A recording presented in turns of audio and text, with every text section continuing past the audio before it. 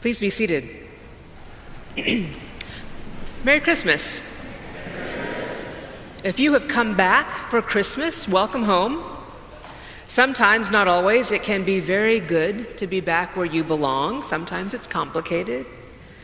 Mary and Joseph are back today, where his people come from, where they belong, but not by their own choice, probably.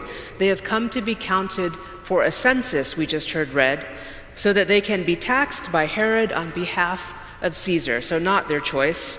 And there in Bethlehem, which means the house of bread, which gets me every time I think about that, our Jesus is born. In a place at the heart of things in history, Bethlehem, today under attack in the West Bank. Jerusalem and Galilee and Bethany and Nazareth, Syria, Lebanon, Jerusalem, Egypt are his world. Here is Jesus, born in a common way with a common name among common people at the very heart of things. Except here we are telling the story 2,000 years later, so nothing at all common about it, and strangely warmed by hearing it again, as always, maybe searching again for meaning, or maybe you found it in that listening, or stopped by the parts that don't make sense to you anymore. Remember, a baby is born and is just fine, and some signs point to a miracle. God among us in flesh, Mary knows. But they do not go and find a throne for him or carrying him off to the temple immediately. That would have been the reasonable thing to do in this story. But instead, some simple people, some shepherds, the simplest of the simple people, come to stand around him and his little family, maybe everyone wondering how this is actually supposed to work. We who sit here know this story, but I invite you today to stay right there for a moment. You can look right there if you need an illustration. Stay here. In a world that would tell us, all of us, that we do not belong, or someone else should not belong, that we are under threat, or that our way of life is threatened, or that we are threatening your way of life?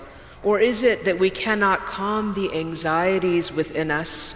Or is it that people prey on us because we too want a future and they have an idea of what that future should look like without us? Or is it that looking back is where your heart is? There were better times, easier times, simpler times. Yes, they must have been thinking even in Bethlehem that night. Of course there were. And yet here we are. How do we make a home in this time? They must have wondered. How do we? How would he?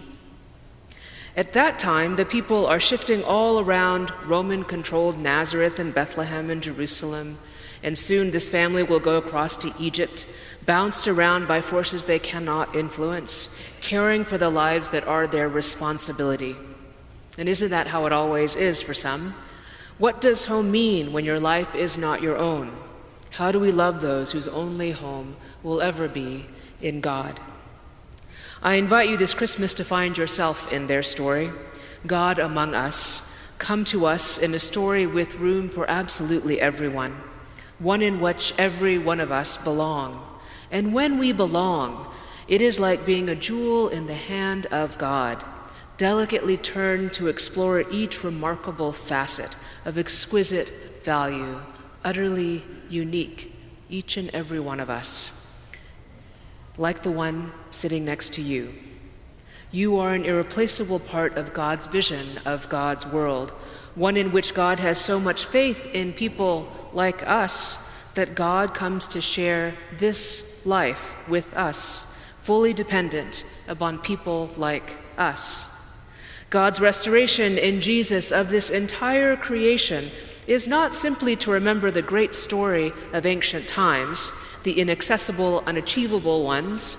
It is to remember that we too are a part of the great story of God's creation, us, whole and worthy, no one dispensable, in that story of wanderers and outcasts and scholars and monarchs and widows and migrants and teachers and tax collectors and sellers of fine cloth and shepherds and wise ones. a story that sees the worker and the enslaved and calls us all friends of God. The world will tell us that we are divided, that we must be, and we must be pit in battle against one another to survive. And we will believe them because we are built for belief. I encourage you to consider what it is you believe in this time. You are home, it is safe here. What you want to believe, what you expect to believe. And let me remind you of the words of the angels. Unto you is born this day a Savior, a Messiah. A Messiah is a new Moses, to be compared to the rulers of this world and to find them lacking. A new liberator, a new emperor, unlike anything you have ever known. What could it mean?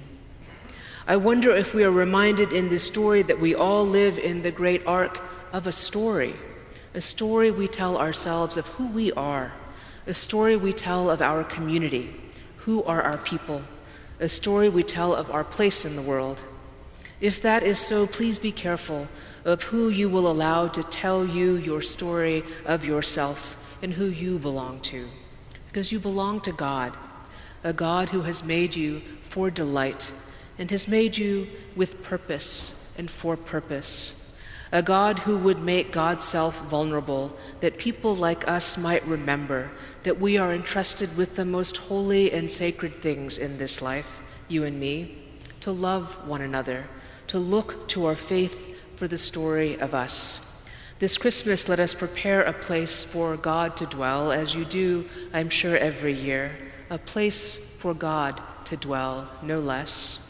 Let us remember the children of Bethlehem in whom we can see Jesus, and may the generations to come marvel at the love that was found among us.